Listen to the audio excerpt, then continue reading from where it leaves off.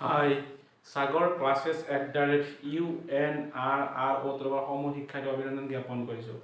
আজি আমি অসম জাতীয় বিদ্যালয়ৰ ক্লাছ 6 মেথছখনৰ এনেকুৱা এটা প্ৰশ্ন আলোচনা যিটো প্ৰশ্ন শুনিলে ল'ৰা ছোৱালী নথিয়ান্বিত হ'ব। সেই প্ৰশ্নটো হ'ল এইটো, অৰ্থাৎ কি যে গ খা গু নিৰ্ণয় কৰিব লাগে, গ খা উ নিৰ্ণয় কৰিব লাগে। গতিকে গ খা গুণ আমি কেনেকৈ নিৰ্ণয় কৰিম তাৰ প্ৰচেছ কিছু আভাস, অৰ্থাৎ আমাৰ অসম জাতীয় বিদ্যালয়ৰ মেথছখনৰ অৰ্থাৎ গণিতখনৰ পাঠ নম্বৰ 3 গসাগু আৰু লসাগু নিৰ্ণয় কৰিব লাগে। শ্ৰেণীৰ 6ষ্ঠ মান এক্সাৰচাইজ 3A 2 নম্বৰ প্ৰশ্নটো 3A 2 নম্বৰ প্ৰশ্নটো আমি কেনেদৰে গসাগু নিৰ্ণয় কৰিম চাওঁ আহা। যে প্ৰথম প্ৰশ্নটো আছে মানে যে 28 আৰু 24ৰ গসাগু নিৰ্ণয় কৰিব লাগে। তেতিয়াহ'লে আমি প্ৰথমতে ইয়াক শ্ৰুতি হৰণ নিয়মৰে কৰিব লাগিব। ফাৰ্ষ্ট আছে আমাৰ 24 অৰ্থাৎ 28ক কি হয় 2 ৰে হৰণ যাব, 2 গুণ 2 2 4 গুণ 8, নেক্সট 2 7 বাৰ। ওকে, নেক্সট 24ক 2 ৰে 2 গুণ 2 2 গুণ 4, নেক্সট 2 6 গুণ 12, নেক্সট 2 3 গুণ 6। ওকে, এতেকে 28 ইকুৱেল 2 into 7, নেক্সট আমাৰ কি আছে 24 ইকুৱেল 2 into 3।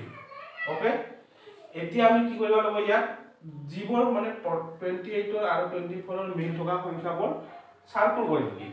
মিল আছে আমাৰ কি আছে, এই 2টো আছে, এই 2টো আছে মিল, বাকি মিল নাই। ইয়াত লিখিবি এতেকে 28 আৰু 24ৰ গ খা উ ইকুৱেল এই মিল থকা জোৰৰ এটা আহিব, প্ৰথম জোৰত এটা আহিব, নেক্সট জোৰত এটা আহিব, 2 into 2 সমান 4।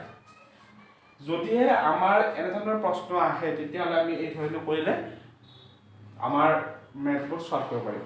নেক্সট আছে আমাৰ 2 নম্বৰটো 48 আৰু 72 অৰ্থাৎ 48 আৰু 72ৰ গসাগু নিৰ্ণয় কৰিব লাগে। ইয়াত আমি 48 লিখিম, ইয়াত 2 ৰে হৰণ কৰি দিলে 2 গুণ 4 4 গুণ 8। ওকে, 2 গুণ 2 গুণ 4, নেক্সট 2 6 গুণ 12, নেক্সট 2 3 বাৰ আনা যায়।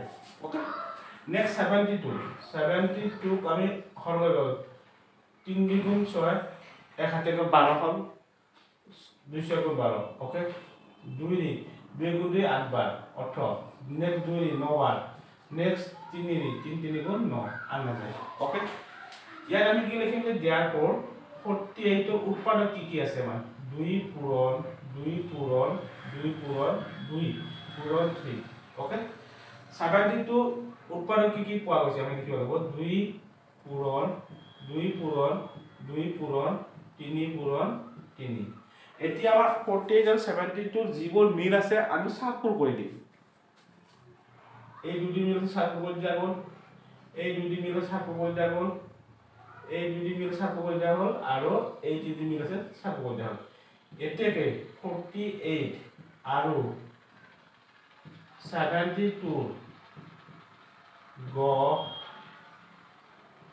খা উ অৰ্থাৎ মিল থকাৰ এটা দিব, 2 into 2 into 3, 2 গুণ 4 4 2 গুণ 4 4 গুণ 8 3 গুণ 24, অৰ্থাৎ আমাৰ কি হ'ব ইয়াত গসাগু 48 অৰ্থাৎ 24। অৰ্থাৎ আমাৰ কি হ'ল ইয়াত 48 আছে আৰু 72 আছে, গতিকে 48 আৰু 72ৰ গসাগু হ'ব 24। নেক্সট আমাৰ প্ৰশ্ন হ'ল 3 নম্বৰ প্ৰশ্ন 70 আৰু 48, 70 আৰু 48 গসাগু দিব 70, 2 ৰে হৰণ যাব, অৰ্থাৎ এই এককৰ ঘৰত 0 2 4 6 8 থাকিলে 2 ৰে হৰণ যায়, অৰ্থাৎ এককৰ ঘৰত 0 আছে 2 ৰে হৰণ যাব, 3 2 গুণ 6 1 হাতে 10 5, নেক্সট 5 যাব 7 বাৰ আনা যায়। ওকে, নেক্সট 84 2 रे 2 4 गुण 8 2 2 गुण 4 ওকে 2 গুণ 4 2 গুণ ওকে 3 7 গুণ 21 আনাদার ইয়াত এটাকে দিয়া 70 উৎপাদক 2 পূরণ 5 পূরণ 8 আৰু আমাৰ 84 ৰ উৎপাদক 2 পূৰণ 3 পূৰণ 7 মিল থকা এটা জোৰ কৰি দিয়া দুটাৰে এইটো আছে আৰু 7 টো আছে ওকে এটাকে 70 আৰু 84 ৰ গ খা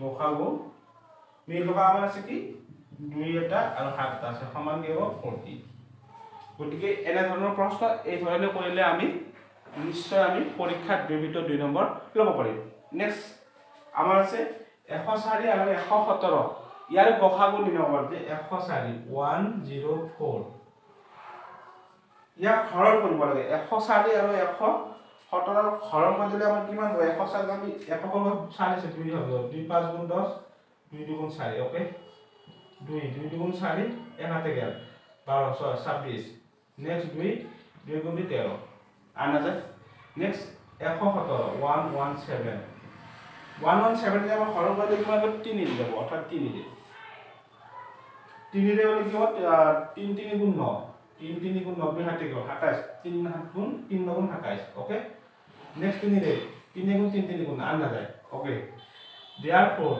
104 ইকুয়াল ইয়াৰ উৎপাদক 104 ৰ উৎপাদক কি আছে 2 2 3 টা আৰু 3 এটা আৰু 117 ৰ উৎপাদক কি আছে 3 দুটা আৰু 13 টা ইয়াৰ মিল থকা কি আছে আমাৰ 13 আছে আৰু 30 আছে এটাকে 104 আৰু 117 ৰ গ খা উ ইকুয়াল 30 যদিহে আমাৰ গখাগু উলিয়াব দে তেতিয়া এই প্ৰসেছত কৰিলে আমি পৰীক্ষাত 2 ভিতৰত 2 নম্বৰ লাভ থ্যাংক ইউ